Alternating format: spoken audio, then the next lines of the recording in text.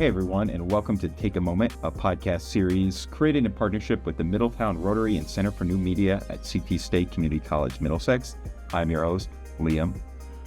Each episode invites you to pause and join conversations around mental health, recovery, and the power of connection. We'll hear from local leaders, mental health professionals, and people with lived experience. Each bring insight, honesty, and hope. This episode is called Take a Moment to Regulate, Reflect, and Recharge. My guests today are Alison, Linda, and Tawana. So to start things off, why don't we go around and I'll just introduce ourselves. So starting with you, Alison, what do you do here? So I'm Alison McCarthy, and I work as the mental health and wellness counselor at CT State Middlesex. So I sit down with individual students and provide mental health counseling, and we also do programs. Perfect. Hi, my name is Linda. I work for the Department of Mental Health and Addiction Services, and I also am the Executive Director for Breath, Body, Mind Foundation. Hi, and I'm Tawana. I am the care specialist on campus here at Middlesex. As well, I am SNAP coordinator. Oh, perfect. So basically, let's start with Breath, Body, Mind. So Linda, what is Breath, Body, Mind, and how did you become involved with this? Just a lot of cool words pinned together. It sounds like. So Breath, Body, Mind, I was introduced to it about 10 years ago when I was looking for some practices for myself, but also to teach others. I go into restrictive settings and I provide mind-body practices. So I really wanted something people can do away from any kind of technology, away from anything that they had to purchase. So I was introduced to two psychiatrists, Dr. Brown and Dr. Gerberg, and they put a sequence of practices together. They're ancient and modern practices that actually balance our nervous system. So I started doing it with the intention of teaching other people, and now do it for myself, for my own self-care. And then I also teach other people. So Alison and Tawana, moving on. What kind of stressors are college students faced with today? I mean, I feel like I can answer this question myself, but you guys are experts We too. would love to hear your answer too. The biggest thing in terms of mental health that I see students coming in for is really anxiety and depression. However, if we look at our college students as a whole, a lot of times it's juggling everything. Our students are dealing with school and work and family and also, friendships and having fun and balancing all of these different things. And sometimes those things are competing with one another in different ways. So, I think those are typically some of the stressors that we see, but Tawana can tell you about some other pieces that she sees. Yeah, so as the care specialist, one of the things that students say to me is life is lifing. And sometimes with lifing, that means that there may be food insecurities, housing insecurities, being a caregiver to maybe elderly family or disabled family, being a parent. So life for a lot of our students here at the community college comes with so much more than just being a student. And those life stressors sometimes can take you out of the space of being able to focus on your studies. Yeah, I can totally You can agree, right? I mean, yeah. I know, I see you nodding, you're agreeing. Well, several instances. I mean, it's hard when you have something going on at home, or if you have something going on just completely irrelevant. It's hard to dedicate 2 or 3 hours to focus and do classwork, or even to show up. Yeah, it's like, oh, I got to go to math class today. It's like, oh my God, I have no car. Like, it's like, it could be a whole lot of things, but yeah. And then there's tuition on top of all that. So we're paying for all that. Yeah. Luckily, financial aid is very, very helpful. So, This is one shout out. So what's like a small self-care practice that we've all committed to? Like, I know myself, I practice mindfulness and meditation. I try to, I found that to be very helpful. I've been doing that for years, actually. But, what are some of the things that you guys do in your own lives? Like, I'm sure, stuff. Two of the very simplest things that I try to do is make sure that I'm hydrating, like drinking enough water every day and getting in some kind of movement, going for a walk or something like that. Because just even putting those two simple things in place can really kind of make a difference. I totally agree. And I think it's amazing how many people don't drink water as much as you think they do. Like, I drink a lot of water, and then I'm like, I see people, I'm like, oh, the soda drinkers. And I'm like, it's impressive how far water goes, though. But It really does. So I go for a walk. We were talking about it before, about the body keeps a score. So if we want to change it a little, it's about going for a walk, doing some kind of movement, just moving your body. So you're getting away from whatever you're dealing with just for a couple of minutes. Like you said, mindfulness is really important. Walking. or going for a run or just getting outside in nature. I was just going to say, I feel like a big part of walking is being in nature. Like you can walk through the bustling city streets and it may, have your headphones in, but it's one thing to go to like a park somewhere where it's like you're away from everything and it's, it's easier to disconnect from all your troubles. Yeah. Sunshine and sunshine. Exactly. Vitamin D goes a long way. It does. And I'm so excited that we're finally having more vitamin D now that the days are getting longer. I know. It's like we made it. What is over? I have a colleague who talks about vitamin N being nature. Yes, I can totally see that. Yeah, that's awesome.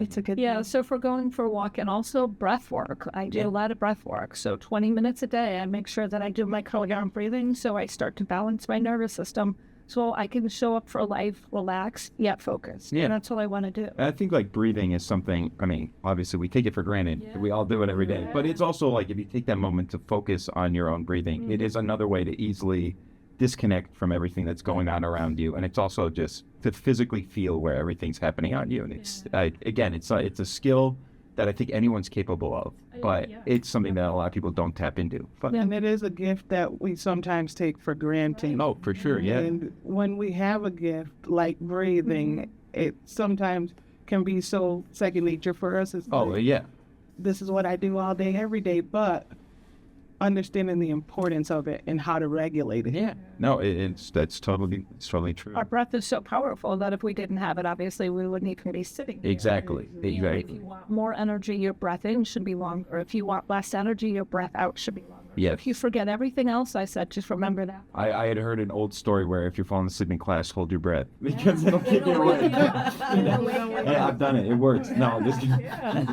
we won't tell anyone. No, it's okay. Don't tell Dan. I'm sure you have noticed as your eyes are bulging. Yes, I know. The forceful. The color change that's happening. You're turning red now. And then no. Just let it go. Don't forget to exhale. Yeah.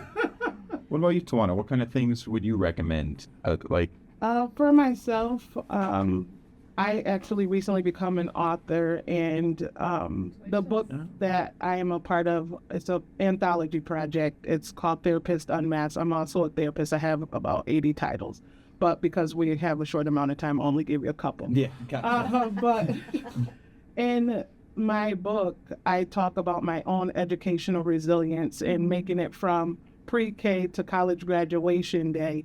And for me, the 3 P's are so important. That was something that my mom gifted me, the knowledge of pause, pray, and proceed.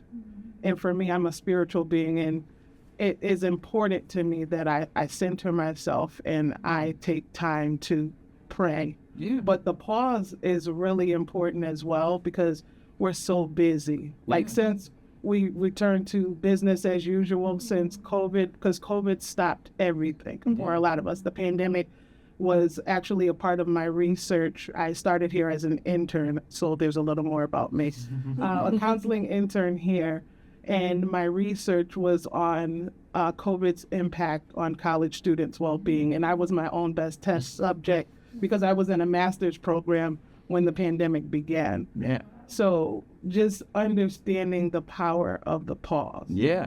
And when you're pausing, sometimes we don't know what to do because we're so used to just going. Yeah. So when we take a moment to pause, that next step, whether it's meditating, whether it's just taking time to breathe, is so important. And then you go forward. Yeah, I totally agree with that because we all know what it's like. You have a long day, like an extended long day. You get home and you kind of almost just crash because you take that moment to you finally are able to pause. And then it's almost like you can't unwind. And that's when you would want to pray and proceed. Yeah, and proceed. You want to take that moment, pause, but then not only just pause, but like reflect and also that's totally. And celebrating the small successes in that pause. Yeah. Like I made it to the pause. Yeah. But sometimes I got home. Like when you wake up and you think about putting your feet on the floor, some days when you have those busier days, it's like, I don't know. I sit on the edge of my bed sometimes with my feet raised because as soon as they hit the ground, we hit the ground running, right? Yeah. So it's like in that midst of all of the movement, that time that we take to just breathe. And it doesn't have to be long, extensive times. When we pull up to campus sometimes, maybe just taking a couple moments to just breathe. Yeah. And allow yourself to be grateful for the moment that you've made it to campus, through the traffic, through the car accidents around you, or the buses, the school buses that may be stopping along the way. Yeah. See, that's when it's also important to maybe disconnect from technology to an aspect, because I think technology just serves as an added distraction almost, and in a way to keep us busy. An added stressor. An added stressor too. Yeah, a whole nother field. So like, how can we encourage students to use grounding tools without being embarrassed or judged or feeling that it's lame or something? Because I feel like, you know, you hear like your mom or someone will tell you, oh, you should try this. And you're like, yeah, all right, mom. But like, how can we encourage people to participate in some of these things? Like, well, one of the things I remind people of is if you have animals, what do animals do when they first get up? They stretch. Yes, they pause. They take a moment. But we, as adults, we have to like run around and do a whole bunch of things. So if we follow a little bit of our loving animals that all of us love, we pause for a minute. And if that means taking a breath, if that means stretching, if that means praying, whatever it is. And I know it might seem silly and the old people are doing it, but maybe if you try it, step away from your friends for just a couple minutes, try it. There's a lot of videos out there that you can try in the privacy of your own home, so you don't have to worry about being judged. And then maybe you can build on that a little bit. Yeah. If you start a breath practice and take 2 minutes to do a breath practice and build on that. So my 20 minutes, which is usually about a half hour a day, didn't start off as a half hour a day. I built up to it. Yeah. And, you know, I've lived with anxiety and mental health concerns pretty much my entire life. I do these things to make sure I don't have them now, and I don't want to keep having them as I get older. So if young people like you guys in college can start to incorporate it in your life now, you'll be so much farther advanced than people like myself that learned it in our 40s. Yeah. We want you guys to learn it now, so you can in your 40s be nice and well. It's like a mental 401k kind of. It's like you should start putting into it now, because you know they always say that. Yeah. Diversify your investment. Yeah, it's exactly it. That's cool. Well, also, you realize that there are a number of things that we can do to ground ourselves that other people don't necessarily see. So in other words, you know, simple things like a foot press where you're pressing your foot to the ground. You could be doing that. I could be doing that right now and no one would necessarily know. Or I could have something like a smooth rock in my pocket that I'm just, you know, feeling or whatever. So there are things that we can do where we can ground ourselves without meaning to even step away. Yeah. You know, you're about to start class and you're about to have an exam or whatever's going on in life. Sometimes you just need some little technique. Yeah. You can think something like sensory or like to like focus on and take you out. Yeah. Yeah. Or what are 5 things I can see? What are 4 things I can hear? We talk about using our different senses to identify what's happening around us, just to take us and pull us a step back for a second. So there's things that we can do without even others realizing or doing. Tawana, what do you think? Oh, definitely for students and trying to maintain their cool and not be embarrassed and that kind of thing. It can be a challenge because it's like you always feel like all eyes are on you. Even when you're trying to do something privately, you may feel like, okay, eyes are on me. But like Alison said, doing some of the grounding techniques like the 5, 4, 3, 2, 1 exercise, using your senses.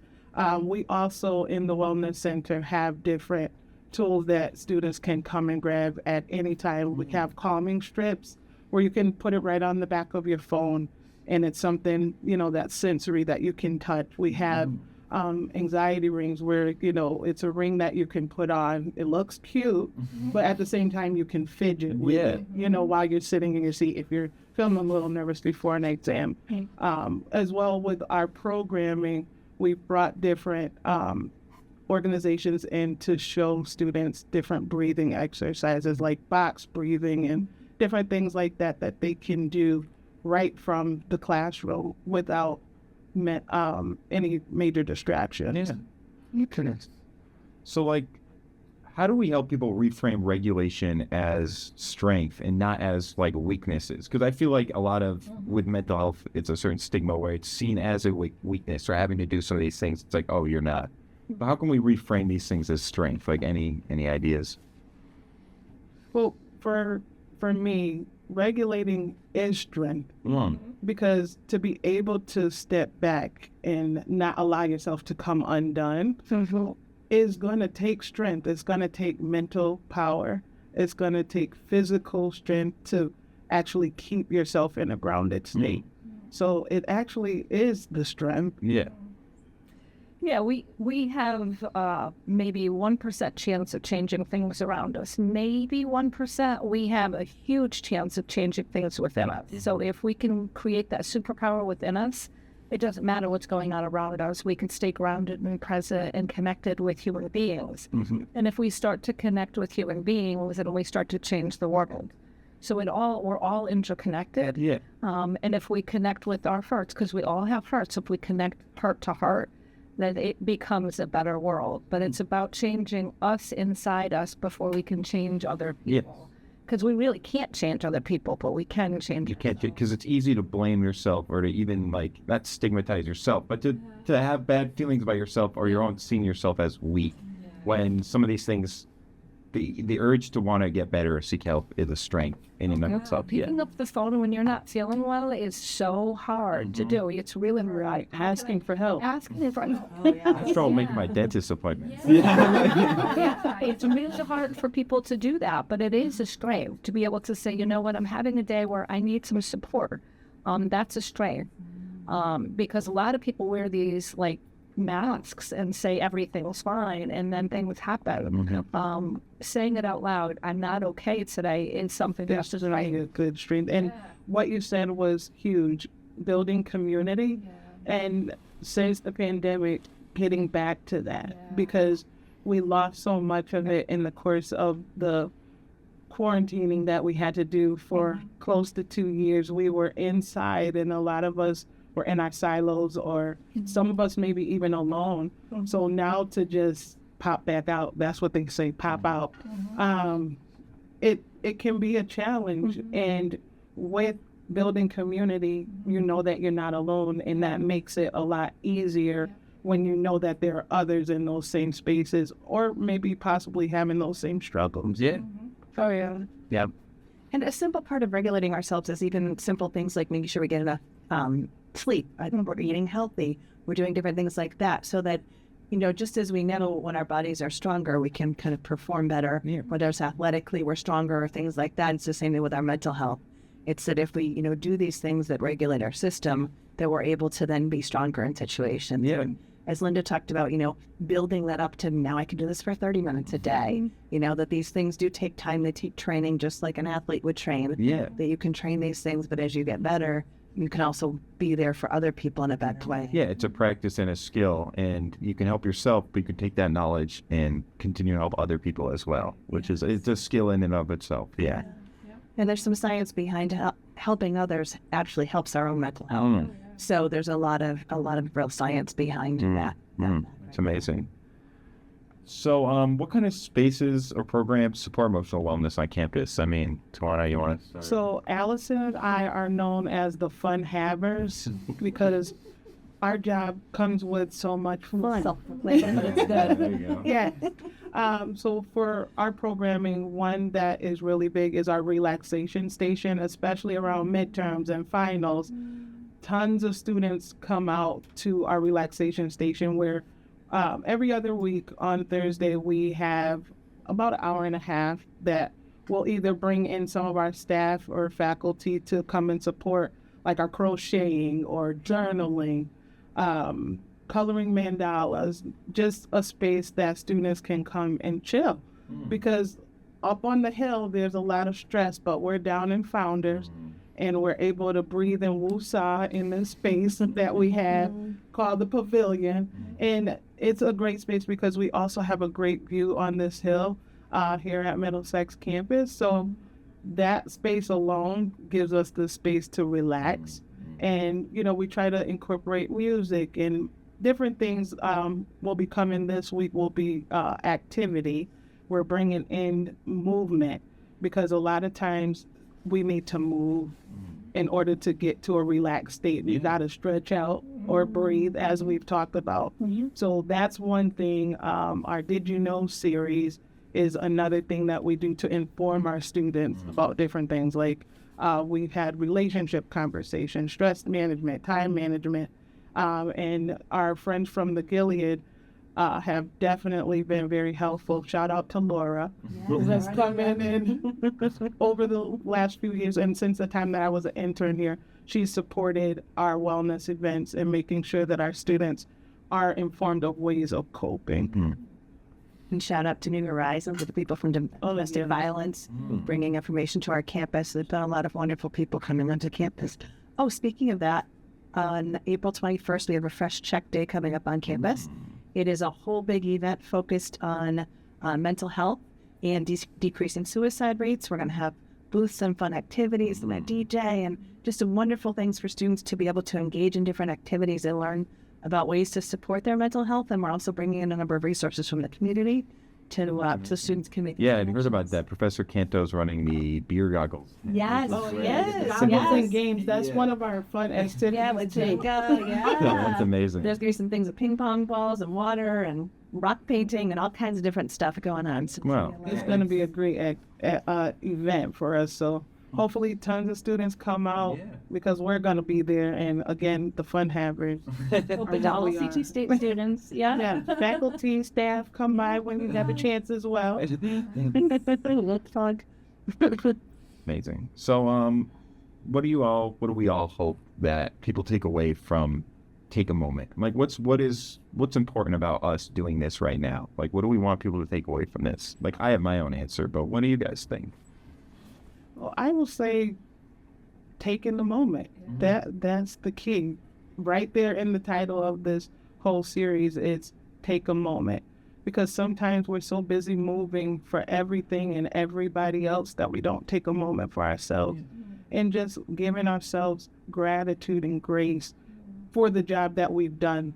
A lot of times we zero in on all the things that we've done wrong, but give yourself some grace for the things that you've done right and just take a moment. And you know, what they say when you get on an airplane, the oxygen mask. Take care of yourself. It actually has to go on yourself first. And, you know, no shame, no blame. I mean, if things have happened in the past, we always tend to, like you said, look at the past and go, oh my God, look at all the things I've done wrong. Instead, reframe it. Look at all the great things that I did. And if that means I got out of bed this morning and I stretched a little bit, that means I got out of bed this morning. So really looking at all the things that we're doing really well and take a moment. Because if we can stop going from thing to thing to thing to thing, and we just like take a moment and see how we feel after each thing, we change the way we look at our lives. So, and while we shared a whole bunch of different ideas tonight, you know, just finding one thing. If each person just identifies the one thing that they're going to do this week, whether it's I'm going to drink a little more water, or I'm going to go for a walk, just start with something small, and then we'll build from there. You know, it's important to take a moment. Well, I want to thank you guys all for coming in with us today. This has been wonderful. If something you heard today resonated with you, share the episode, keep the conversation going, or just check in on someone you care about. Don't forget, we'll be at Harbor Park on May 3rd for a free community event focused on mental health, resources, and connection. We'd love to see you there. Until next time, take care of yourself. Take a moment when you need it. thank you so much. Thank you. No problem. Thank you.